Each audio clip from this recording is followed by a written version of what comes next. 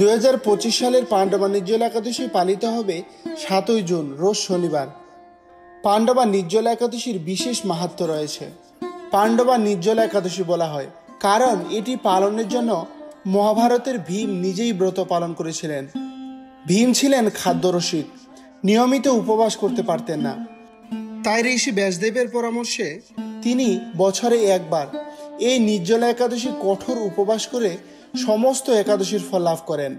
এই একাদশীর উপবাস ও ব্রত পালন করলে সমস্ত একাদশীর পূর্ণ ফল একসঙ্গে লাভ হয় এবং সমস্ত পাপ ধুয়ে যায় বলে শাস্ত্রে বলা হয়েছে। পাণ্ডবা নির্জলা একাদশীর মাহাত্ম্য। জ্যৈষ্ঠ মাসের শুক্লপক্ষের এই নির্জলা একাদশী ব্রত সম্পর্কে বৈবর্ত পুরাণে ভীমসেন সংবাদপত্রে বর্ণিত হয়েছে। মহারাজ যুধিষ্ঠির বললেন, হে জনার্দন, আমি অপরা একাদশীর সমস্ত মাহাত্ম্য শ্রবণ করলাম। এখন জ্যৈষ্ঠ মাসের শুক্লপক্ষের একাদশীর নাম ও মাহাত্ম্য কৃপাপূর্বক আমার কাছে বর্ণনা করুন। শ্রীকৃষ্ণ বললেন, এই একাদশীর কথা মহর্ষি ব্যাসদেব বর্ণনা করবেন, কেননা তিনি সর্বশাস্ত্রের অর্থ ও তত্ত্ব সম্পূর্ণরূপে জানেন। রাজা যুধিষ্ঠির ব্যাসদেবকে বললেন, হে মহর্ষি দ্বৈপায়ন, আমি মানুষের লৌকিক ধর্ম এবং জ্ঞানকাণ্ডের বিষয়ে অনেক শ্রবণ করেছি। আপনি যথাযথভাবে আমাকে ভক্তি বিষয়ে নিয়ে কিছু ধর্মকথা এখন আমায় বর্ণনা করুন। শ্রী ব্যাসদেব বললেন, হে মহারাজ, তুমি যেসব ধর্মকথা শুনেছ, এই কলিযুগের মানুষের পক্ষে সেই সমস্ত পালন করা অত্যন্ত কঠিন, যা সুখে সামান্য খরচে অল্প কষ্টে সম্পাদন করা যায়, অথচ মহাফল প্রদান করে এবং সমস্ত শাস্ত্রের সারস্বরূপ সেই ধর্মই কলিযুগের মানুষের পক্ষে করা শ্রেয়। সেই ধর্মকথাই এখন আপনার কাছে বলছি। উভয় পক্ষের একাদশীর দিনে ভোজন না করে উপবাস ব্রত পালন করবে। দ্বাদশীর দিনে স্নান করে শুদ্ধচিত্ত হয়ে নিত্যকৃত্য সমাপনের পর শ্রীকৃষ্ণের অর্চন করবে। এরপর ব্রাহ্মণদের ভোজন করাবে।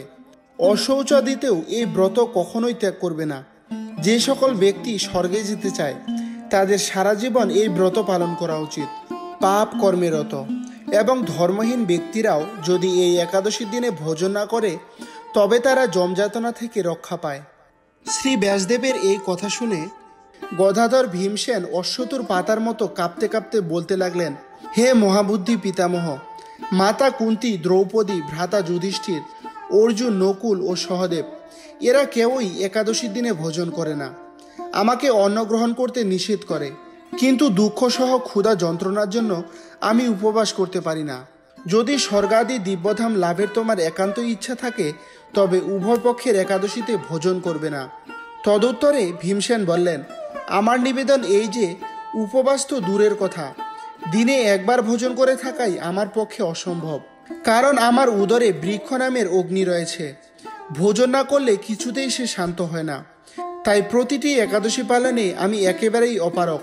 হে মহর্ষি, বছরে একটি মাত্র একাদশী ব্রত পালন করে যাতে আমি দিব্যধাম লাভ করতে পারি, এরকম কোনো একাদশীর কথা আমাকে নিশ্চয় করে বলুন। ভীমসেনের এরকম কথায় ব্যাসদেব বলতে লাগলেন, জ্যৈষ্ঠ মাসের শুক্লপক্ষের একাদশী তিথিতে জলপান পর্যন্ত না করে সম্পূর্ণ উপবাস থাকবে, তবে আচমনে দোষ হবে না। ওই দিন অন্নাদি গ্রহণ করলে ব্রত ভঙ্গ হয়। একাদশীর দিন সূর্যোদয় থেকে দ্বাদশীর দিন সূর্যাস্ত পর্যন্ত জলপান বর্জন করলে অনায়াসে 12টি একাদশীর ফল লাভ হয়। বছরে অন্যান্য একাদশী পালনে অজান্তে যদি কখনো ব্রত ভঙ্গ হয়ে যায় তাহলে এই একটি মাত্র একাদশী পালনে সেই সব দোষ দূর হয়। দ্বাদশীর দিনে ব্রহ্ম মুহূর্তে স্নানাদি কার্য সম্পন্ন করে শ্রীহরির পূজা করবে। সদাচারী ব্রাহ্মণদের বস্ত্রাদি দানসহ ভোজন করিয়ে আত্মীয় স্বজনদের সঙ্গে নিজে ভোজন করবে। এরূপ একাদশী ব্রত পালনে যে প্রকার পুণ্য সঞ্চিত হয় এখন তা শ্রবণ করো। সারা বছরের সমস্ত একাদশীর ফলই এই একটি মাত্র উপবাস ব্রতে লাভ করা যায়। শঙ্খ, চক্র, গদা পদ্মধারী ভগবান শ্রীকৃষ্ণ আমাকে বলেছেন, বৈদিক ও লৌকিক সমস্ত ধর্ম পরিত্যাগ করে যারা একমাত্র আমার শরণাপন্ন হয়ে এই নির্জলা একাদশী ব্রত পালন করে তারা সর্বপাপ মুক্ত হয়। বিশেষত কলিযুগে ধন সম্পদ দানের মাধ্যমে সদ্গতি বা স্মার্ত সংস্করণের মাধ্যমেও যথার্থ কল্যাণ লাভ করা হয় না। কলিযুগে দ্রব্যশুদ্ধি নেই, কলিতে শাস্ত্রোক্ত সংস্কার বিশুদ্ধ হয় না, তাই বৈদিক ধর্ম কখনো সুসম্পন্ন হতে পারে না। হে ভীমসেন, তোমাকে বহু কথা বলার আর প্রয়োজন কি? তুমি উভয় পক্ষের একাদশীতে ভোজন করবে না। যদি তাতে অসমর্থ হও তবে জ্যৈষ্ঠ মাসের শুক্লপক্ষের একাদশীতে অবশ্যই নির্জলা উপবাস করবে। এই একাদশী ব্রত ধনধান্য ও পুণ্যদায়িনী। যমদূতগণ এই ব্রত পালনকারীকে মৃত্যুর পরও স্পর্শ করতে পারে না। পক্ষান্তরে বিষ্ণুদূতগণ তাকে বিষ্ণু লোকে নিয়ে যান। শ্রী ভীমসেন ওই দিন থেকে নির্জলা একাদশী পালন করতে থাকায় এই একাদশী পাণ্ডবা নির্জলা একাদশী বা ভীমসেনী একাদশী নামে প্রসিদ্ধ হয়েছে। এই নির্জলা একাদশীতে পবিত্র তীর্থস্নান, দান, জপ, কীর্তন ইত্যাদি যা কিছু করে তা অক্ষয় হয়ে থাকে। যে ব্যক্তি ভক্তি সহকারে এই একাদশী ব্রত মাহাত্ম্য পাঠ বা শ্রবণ করেন তিনি বৈকুণ্ঠ ধাম প্রাপ্ত হন। এখন জানবো কি কি বর্জনীয় একাদশীর দিনে। জল, ফল, খাদ্য, সব ধরনের ভোগ্য পদার্থ, তামসিক আচরণ, রাগ, ক্রোধ, মোহ, লোভ, পরনিন্দা, অহংকার, শারীরিক সম্পর্ক ও ভোগে মনোযোগ, নিষিদ্ধ কাজ ও অশ্লীলতা। এই দিনটি শুদ্ধ ভক্তি ও আত্মশুদ্ধির জন্য উৎসর্গকৃত। উপবাস যত কঠোর হবে আত্মশুদ্ধি তত বেশি হবে। এখন জানবো পাণ্ডবা নির্জলা একাদশীর পালনের সময়। পাণ্ডবা নির্জলা একাদশীর পালন হবে 8ই জুন, রোজ রবিবার, সকাল 5:10 থেকে 7:50 মধ্যে। হরে কৃষ্ণ। প্রিয় ভক্ত সজ্জন, সবাই ভক্তি সহকারে পাণ্ডবা নির্জলা একাদশী পালন করুন এবং এই ধরনের সকল ভিডিও পেতে চ্যানেলটি সাবস্ক্রাইব করে আমাদের পাশে থাকুন।